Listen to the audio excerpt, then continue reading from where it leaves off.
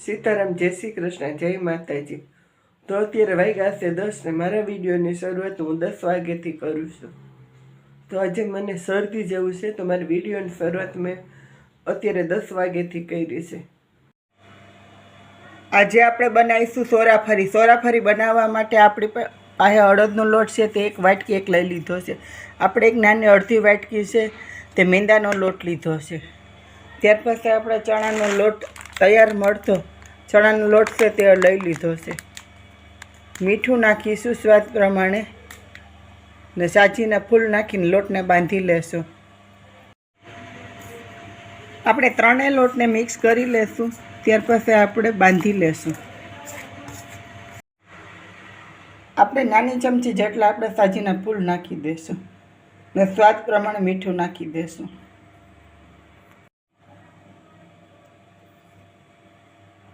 લોટને મિક્સ કરીને બાંધી લેશું।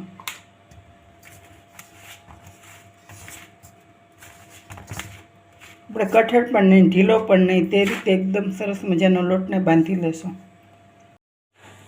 લોટ આપણો બંધાઈ ગયો છે તેને આ રીતે આપણે લાકડાનો ધોકો છે તેનાથી આ રીતે આપણે તૂટી લેશું।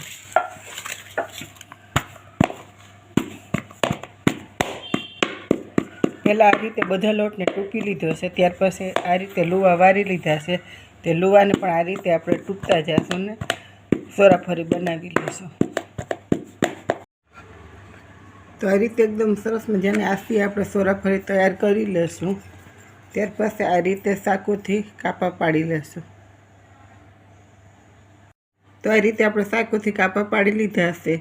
તો આ રીતે આપણે બધી સોરાફરી તૈયાર કરી લઈશું। તો આપણી સોરાફરી આ રીતે તૈયાર છે તો હવે તળી લઈશું। આપણે તેલ મૂકી લીધું છે હવે આપણે સોરાફરીને તળીશું। આપણે 1 ચમચી એક ચટણી લીધી છે, 1 ચમચી એક મીઠું લીધું છે ને 1 ચમચી ચંચળ। તો આ રીતે ત્રણે પાવડર ભેગા કરીને મસાલો તૈયાર કરી લીધો છે। તો આપણે સોરાફરી તળીશું તેને ઉપર તાટી લેશું।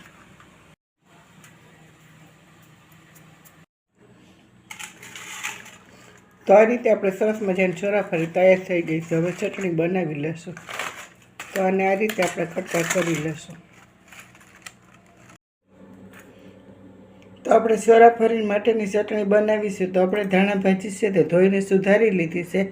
તો આપણો ફુદીનો છે તેને પણ ધોઈને વીણી લીધો છે। ત્યાર પછી આદું છે ને લીલા મરચાં છે તો તેની પેસ્ટ બનાવી લેશું। તો આ રીતે ફુદીનો આદુ મરચાં નાખી દીધા છે। તો લીંબુની જગ્યાએ આપણે લીંબુ હોય તો લીંબુ ન હોય તો લીંબુના ફૂલ છે તે 8 થી 10 દાણા નાખી દેશું ને સ્વાદ પ્રમાણે મીઠું નાખી દેશું। તો આપણે મિક્સરમાં પેસ્ટ બનાવી લેશું।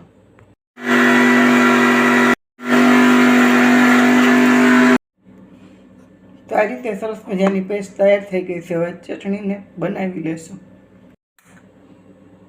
આપણે 1 કપ એક ચણાનો લોટ લઈ લીધો છે તેમાં થોડું પાણી નાખીને આપણે પેસ્ટ તૈયાર કરી લેશું। તો આપણે થોડું પાણી નાખી પેસ્ટ તૈયાર કરીશું તો તેમાં ગૂંથલી નથી પડતી અને સરસ મજાની પેસ્ટ તૈયાર થઈ જાય છે।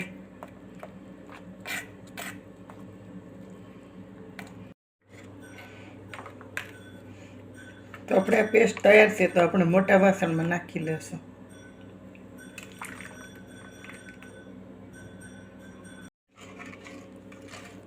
તો આ રીતે આપણે 1 ગ્લાસ પાણી નાખીને બેટર તૈયાર કરી લીધું છે। હવે આપણે ધાણા ભાજી આદુ મરચાંનું છે તે પણ બેટર નાખી દઈશું।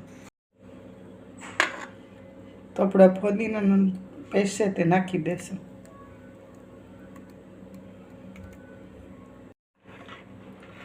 તો આપણે ચટણી માટેનું બેટર તૈયાર છે તો હવે આપણે ધીમા ગેસ ઉપર આપણે તેને ગરમ કરી લેશું। તો હલાવતા જઈશું ધીમા ગેસ ઉપર ગરમ કરીશું।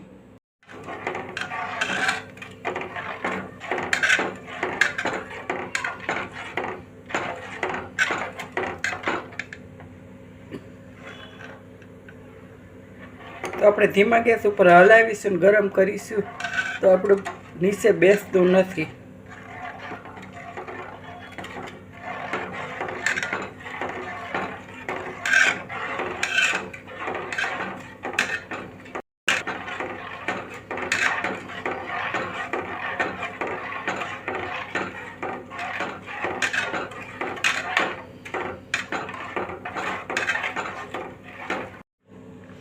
તો આપણે 1 ચમચી પાવડર નાખી દેશું.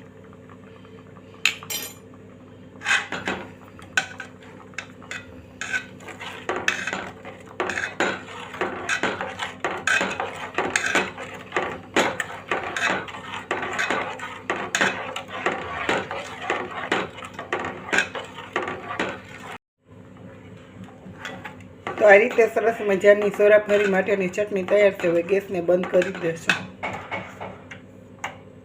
તો આપણે ફરી મળીશું નવા વિડીયોમાં. જય શ્રી કૃષ્ણ, જય માતાજી.